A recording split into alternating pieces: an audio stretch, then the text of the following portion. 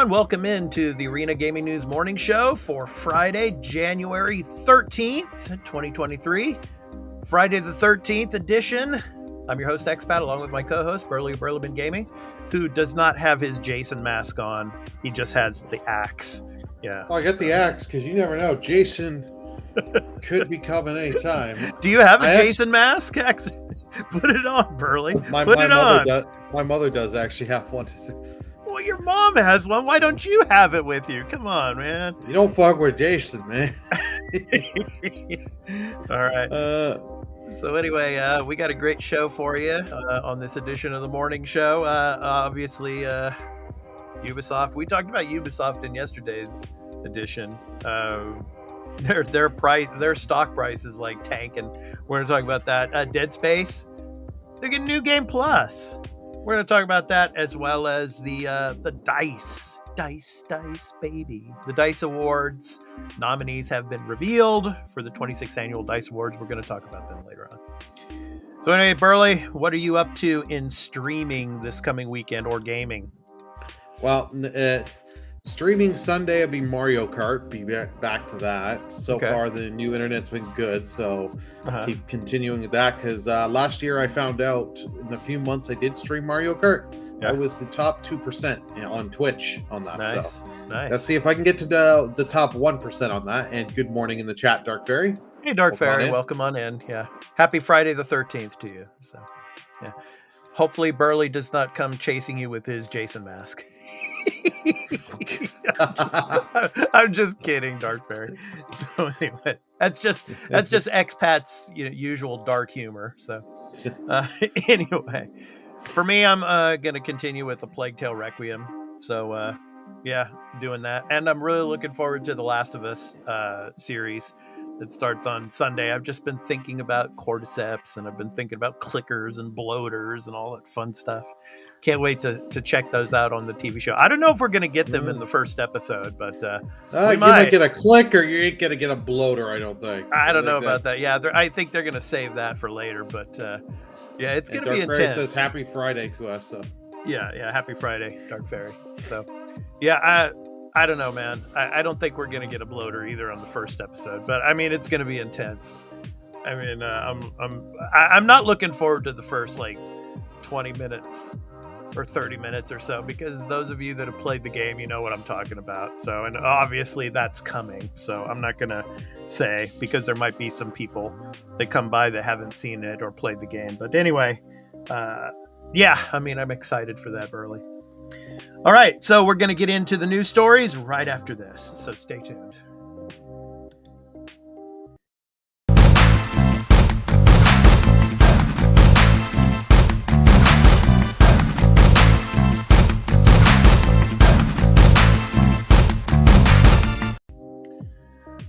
All right, Ubisoft share price drops $13.79, I should say, hitting a 7-year low, Burley.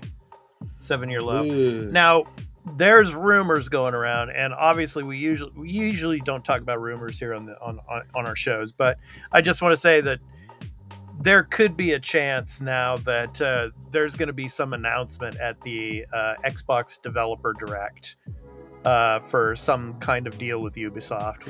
Whether or not more Ubisoft titles are going to come to Game Pass, or more likely that maybe if you have the premium, or the Xbox Game Pass Ultimate, you might possibly be able to get a AAA Ubisoft game day one. I don't know, but we shall see. But that's been floating around. But anyway, so let's go ahead and get to the story here. Ubisoft recently shared its updated financial targets for 2022-2023 and targets for 2023-2024, announcing $200 million in cost reduction and canceling 3 unannounced titles. A large unannounced premium game is launching in 2023-2024, along with Assassin's Creed Mirage, Avatar, Frontiers of Pandora, which Burley is very much looking forward to, and Skull and Bones, which has been delayed again. However, U.S. listed shares on Dow Jones dropped by 13.79% to $4.39 per share. So what do you think, Burley? Is this the beginning of the end for Ubisoft? It's not the beginning of the end. They are going to have to start changing. They're not doing well. Like, this is not a surprising that they dropped this much. Their last couple of games have not been hits. And with their next big release, Skull and Bones, which we've all kind of been, is this really going to do well? They keep kicking the can down the road because they need this game to be a hit. But we're all a little thinking, like, is this really going to be a hit? Yeah. They're not in a good position. Yeah.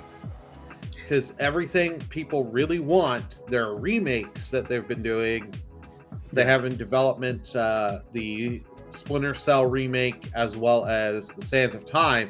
Yeah. Those we have no idea. They just canceled 3 other projects. Yeah.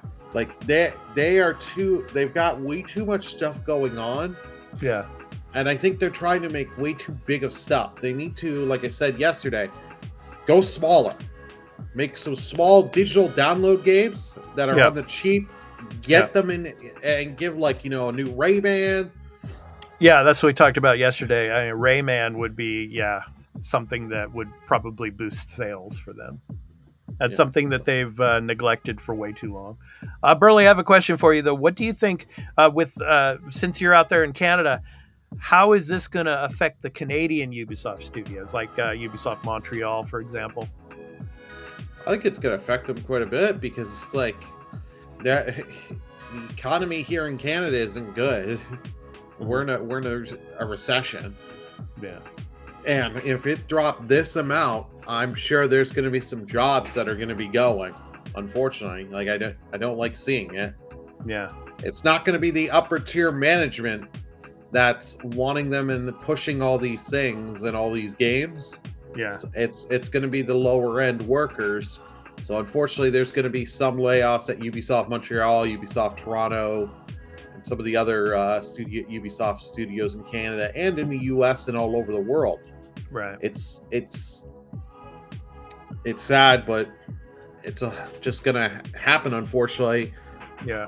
Like we were reporting yesterday, I mean, there were already some layoffs at the San Francisco Ubisoft, unfortunately. So my neck of the woods there, unfortunately. But, all right. So next up, we're going to talk about Dead Space, my favorite survival horror game of all time. Obviously, the remake is coming, and New Game Plus is coming for it. So after Burley flies the drone, we're going to get to that right after this. So stay tuned.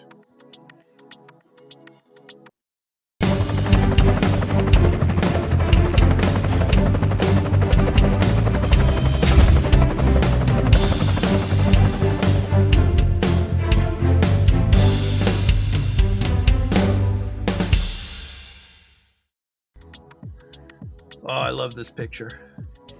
Such a great picture. Poor Isaac. Isaac, you're not alone. I love that game. I mean, just going around there. Isaac, you're not alone. Shoot the limbs. Dead Space Remake features New Game Plus. Developer confirms. So this is from Gaming Bolt. So I'm going to read a little bit of it for you here. It's not difficult to understand the popularity of New Game Plus modes, especially for those who like to replay games for completionist reasons or to hunt down trophies and achievements. And we talked about that yesterday in the morning show, trophies and achievements. And some people out there think that they're not good for gamers. And we're going to probably be discussing that a little bit. And we're going to be discussing that a little bit more on the weekly episode of the Arena Multi-Platform Gaming News Podcast, so stay tuned for that. But anyway, so even so, as common as they are, New Game Plus modes are still far from guaranteed to be featured in games, especially at launch. Thankfully, it seems like the upcoming Dead Space remake isn't going to disappoint on that front.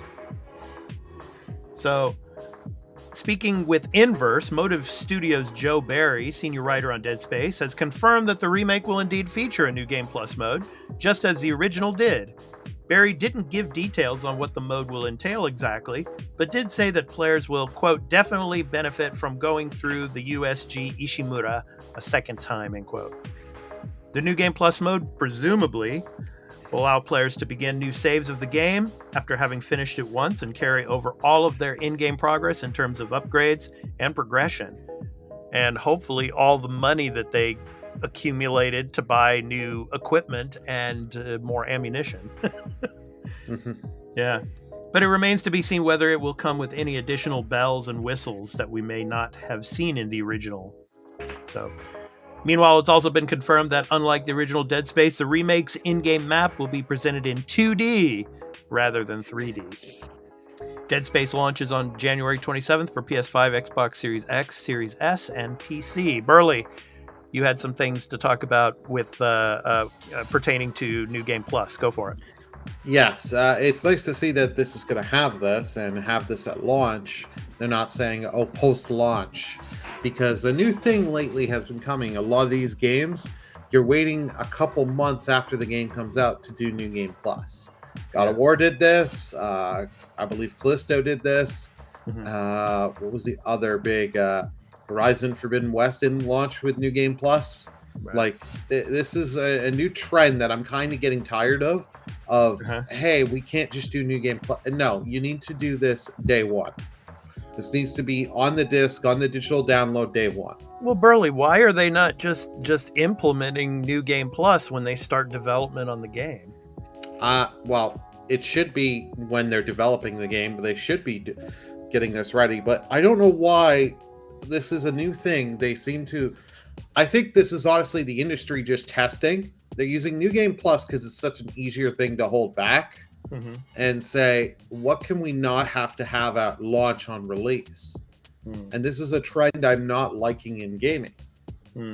Because if it's on the dang box or it's advertised it's going to have this, it should have this on release. Like, I am still upset with, I'm going to bring back the game I always beat the crap out of, Halo Infinite. On the back of the box. If you bought that game, it teased online co-op and all that stuff. Couch co-op. Not in the game. They canceled some of that. So it's like that's not right. Yeah, I mean, the developers might also have in the back of their mind too when they're developing the game before they think about implementing a New Game Plus. Well, a lot of these players, they might only play this game once because there's so many games out there and they're not going to spend a lot of time playing the game over and over again, so they probably think that this isn't really a priority to put New Game Plus or implement New Game Plus at the very beginning, because there's a lot of people, they play the game and then they jump to the next game. So I don't know what their philosophy there is, with the developers there on the remake of Dead Space, but at least it's going to be in there, and that's a good thing for those of you that like to play New Game Plus modes. Yeah, no, I get it from where you're coming from, but it's still, that's just laziness to me. Yeah. You can't, you should have everything at release. The only thing, it's one thing coming, what's a good example? Like Ghost, where they added the multiplayer mode for free and they added that update later on. So that was something none of us saw coming. It was just a cool, neat add-on for Ghost of Tsushima. Yeah, what I would really like to do is I would love to have some developers come on our show and discuss the steps and the process that it takes to implement New Game Pluses into these games, because maybe it's something in the coding or something that they really need to fine tune and it takes a lot of time. I don't know. So hopefully in the future we can have some a developer come on and explain to us the process of implementing New Game Plus into the games. So anyway, but excited for the Dead Space remake. I'm probably not going to be playing it because I've already played Dead Space 3 times. So oh, you're gonna wait? I'm gonna wait. I'm getting near the end of Callisto, right? And I finished Callisto, so it's. Well, Dead Space, I'm just waiting to hear from other people, because that is one of those next gen games. That's $100 here, and for these survival games, I gotta pick and choose. That I just bought a couple games that I've got already coming this month that are gonna eat my time. Yeah, so there you go. So if Dead Space comes out well and it's just like the original, but they've updated it, I will eventually pick it up. Yeah, it's just a matter of, do I want to spend this first couple 3 to 4 months of this year is packed with games. Yeah, it's like Dead Space. I don't know if I want to jump right in and be like, $100, please. I want to no. I mean, what I would do, Burley, I would just play the original. I mean, even though it's a little dated now, it's still a great game, though. Just play that first, and then later on, you know, if you want to go back to it again, then pick up the remake, because then it won't be 100. It'll drop in price significantly. And they're on Game Pass. Like I played them in October, the 1st and 2nd. Yeah, because it's really enjoyed them. It's like the EA. Yeah, so EA Play. Yep. All right. So next up, we're going to talk about the DICE Awards. So the DICE Awards nominees were announced. So we're going to get to that right after this. So stay tuned.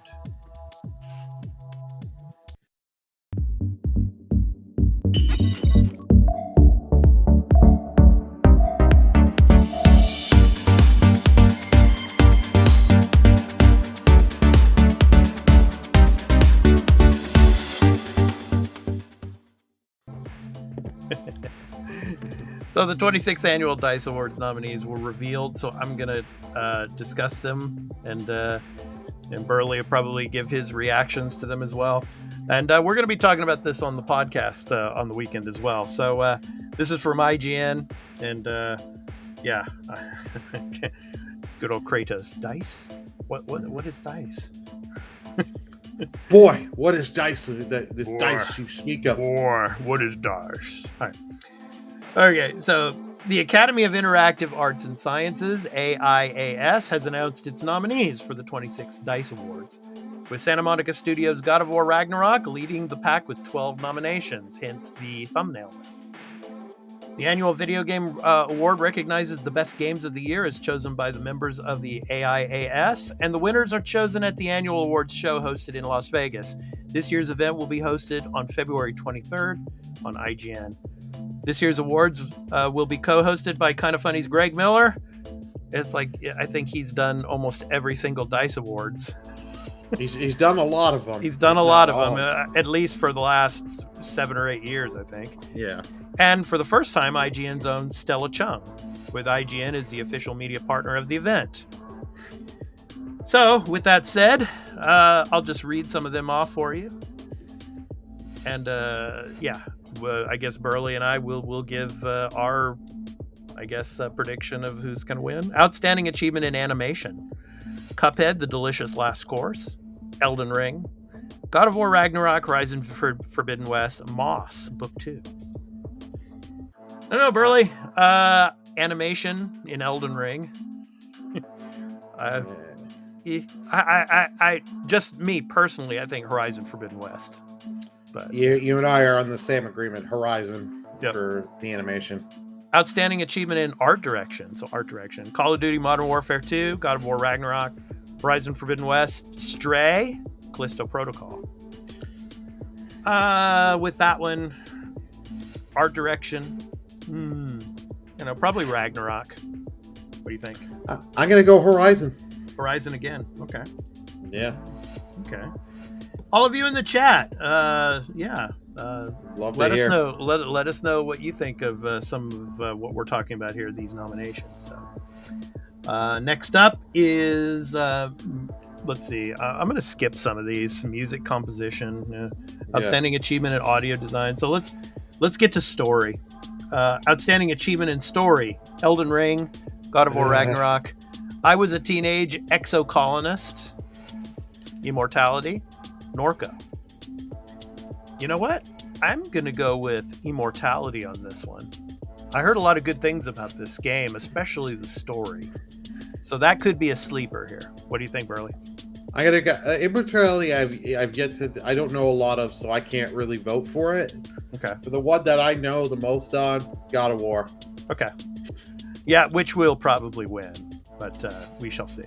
Outstanding technical. If Elden wins on it, I punch a wall. No, no, you have to wear the Jason mask for a month. No. Outstanding technical achievement: A Plague Tale Requiem, Elden Ring, God of War Ragnarok, Horizon Forbidden West. Teardown. Technical achievement, Burley. I don't know. I think Elden Ring's going to win that one. It'll probably win it, but I'd like to see Horizon, because you see how much they took, like the updated from the original Horizon to Forbidden West. Yeah, it is like night and freaking day, especially if you're playing the PS5 version. I must say, if you're playing that PS5 version, you really notice the difference. Yeah. Action game of the year: Bayonetta 3, Grounded, Neon White, Sifu, Vampire Survivors. What do you think? It'll go to Bayonetta, but I'd love to see Sifu win. Yeah, I'm probably going to say Bayonetta as well. I mean, it won the Game Awards, so yeah. Adventure game of the year: God of War Ragnarok, Horizon Forbidden West, Norco, Stray, Tunic. What do you think? I'm gonna go. Game of the year. Mm-hmm. I'm gonna go Tunic. Tunic. Okay. I'm gonna go Horizon Forbidden West, but most likely God of War Ragnarok's gonna win that one. Yeah. Yeah. Family game of the year: Disney Dreamlight Valley, Kirby's Dream Buffet, Lost in Play, Mario plus Rabbids, Sparks of Hope, Trombone Champ. I could see Disney sweeping this, because this game I've heard nothing but positivity on. Yeah. Disney game. Yeah. Yeah, probably. Yeah, I'd probably say that too. Or a dark horse could be the Kirby game, Kirby's Dreamlight Buffet or Dream Buffet. But yeah, probably Disney. Fighting game of the year: JoJo's Bizarre Adventure All-Star Battle R, Multiverses, Rumbleverse, Spider Heck, The King of Fighters 15. Multiverses. Yeah, Multiverses. I agree. Racing game of the year: F1 22, Gran Turismo 7, Need for Speed Unbound. I'm probably going to say Gran Turismo 7, only because it's probably the newest of those three. Yeah, I'd agree on that.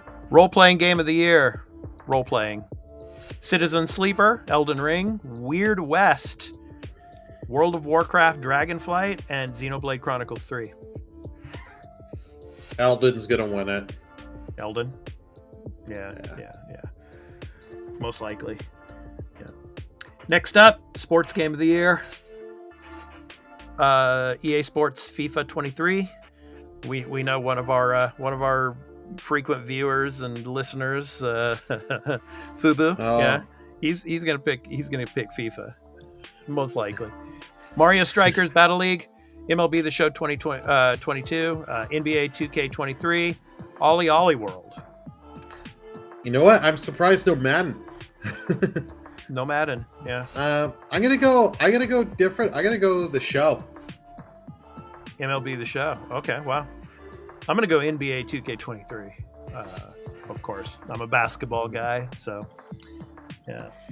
Strategy simulation game of the year: Dwarf Fortress, Ixion, I think I'm pronouncing that correctly, Marvel's Midnight Suns, Potion Craft, Alchemist Simulator, and Warhammer 40,000 Chaos Gate Demon Hunters. Maybe Warhammer? Yeah, I'm gonna go with Warhammer as well. Yeah. Immersive reality game of the year: Immersive, Cosmonius High, Moss Book 2, Red Matter 2, Tenecular, and The Last Clockwinder. just flip a coin on that one. I'm gonna go Moss Book 2, because it's been in other categories. Okay. Outstanding achievement for an independent game: Immortality, Neon White, Teenage Mutant Ninja Turtles, Shredder's Revenge, Tunic, Vampire Survivors. I'll go with Immortality on that.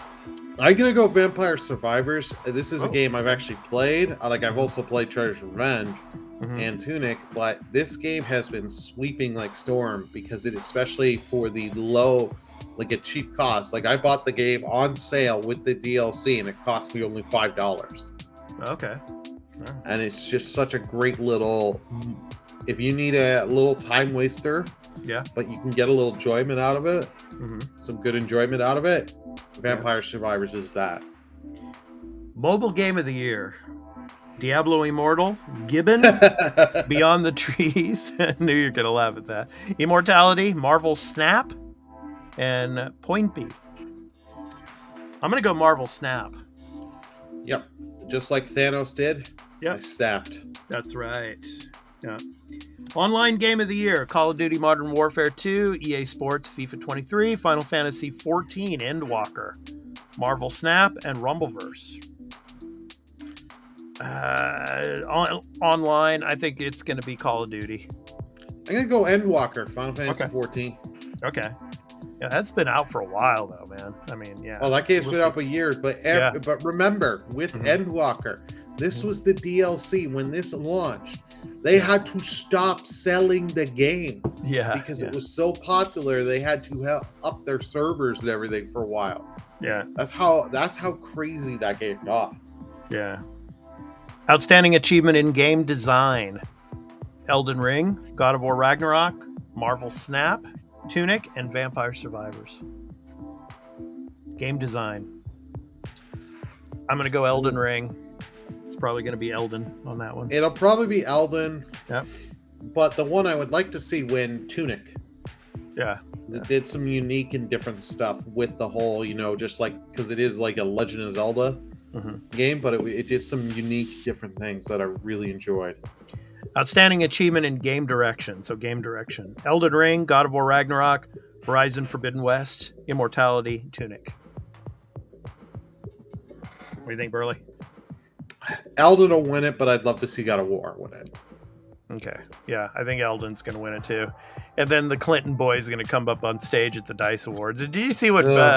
Did you hear what Greg Miller said? Like, on Twitter, like if that happened at the DICE Awards, hands are going up, or something like that, And then I kind of tweeted back saying, "No, you let the authorities take care of business."